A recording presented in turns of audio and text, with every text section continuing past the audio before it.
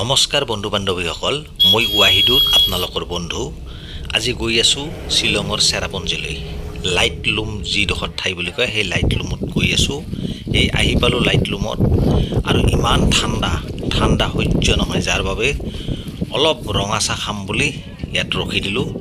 আৰু ৰঙা চাহ খাই এই লাইট লুম নামৰ যিডোখৰ ঠাই আছে, যিটো ভিউ পইণ্ট বুলি কয়, খুব চাব লগা চিনাৰী, আপোনালোকে মোৰ ভিডিঅ'ত দেখা পাব, খুব সুন্দৰ লাগে। সেই ঠাইলৈ গৈ আছোঁ। আমি আহিছোঁ শ্বিলঙৰ লাইট লুম বুলি কয় এই ঠাইডোখৰত। কি সুন্দৰ এটা পৰিৱেশ চাওক, প্ৰাকৃতিক পৰিৱেশ, মানে নিয়ৰো নহয়, বৰষুণো নহয়, খুব ঠাণ্ডা শীতল বতাহ বলি আছে। চাওক, মই আপোনালোকক দেখুৱাই আছোঁ শ্বিলঙৰ লাইট লুম বুলি কয় এই ঠাইডোখৰ। ইয়াতে আহিছোঁ, এইটো হ'ল ভিউ পইণ্ট।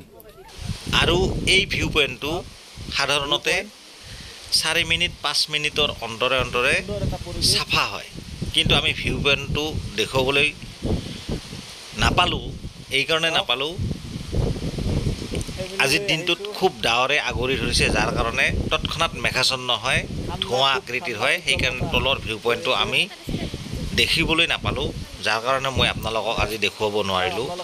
কিন্তু ইয়াৰ যিটো ভিউ পইণ্ট, সেই ভিউ পইণ্টটো আপোনালোকক মই অলপ মোৰ ভিডিঅ' স্ক্ৰীণত দেখুৱাই আছোঁ। চাওক, যেতিয়া ফৰকাল হয় তেতিয়া এনেকুৱা ধৰণে ভিউ পইণ্টটো দেখিবলৈ পোৱা যায়। এতিয়া মই আপোনালোকক ওপৰৰ পিনে অলপ দেখুৱাম, মানে চাবলগীয়া ঠাই শ্বিলঙত, অৰ্থাৎ মেঘালয়ৰ বহুত কিছুমান চাবলগীয়া ঠাই আছে, চাই আপোনালোকে বহুত ভাল পাব।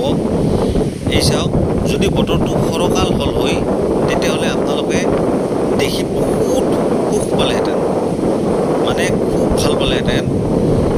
কিন্তু এই বতৰটোৰ কাৰণে মই আপোনালোকক বেছি ভালকৈ দেখুৱাব নোৱাৰিলোঁ। আপোনালোকে যদি কেতিয়াবা এই লাইট লুমত আহে, আপোনালোকে অক্টোবৰ মানত আহিব, তেতিয়া বৰষুণৰ পৰিমাণটো অলপ কম হয়, যাৰ ফলত মানে মেঘাচ্ছন্ন খুব কম হয়, তেতিয়া অলপ ভালকৈ আপোনালোকে দেখিবলৈ পাব। কিন্তু আচলতে এই গৰমৰ দিনত গ'লে কেতিয়াবা ডাৱৰীয়া বতৰৰ কাৰণে তৎক্ষণাত মেঘ আহি যায়, কিছুমান বস্তু দেখিবলৈ পোৱা নাযায়। এই চাওক, কি সুন্দৰ এটা পৰিৱেশ চাবলগীয়া। আমাৰ অসমত ইমান গৰম, আমি থাকিব নোৱাৰোঁ, আৰু তাত গৈ আমি জেকেট পিন্ধিবলগীয়া হয়। কিন্তু আচলতে আমি জেকেট লৈ যোৱা নাছিলোঁ, কাৰণ ইমান ঠাণ্ডা পৰিব বুলি আমি ভাবাই নাছিলোঁ।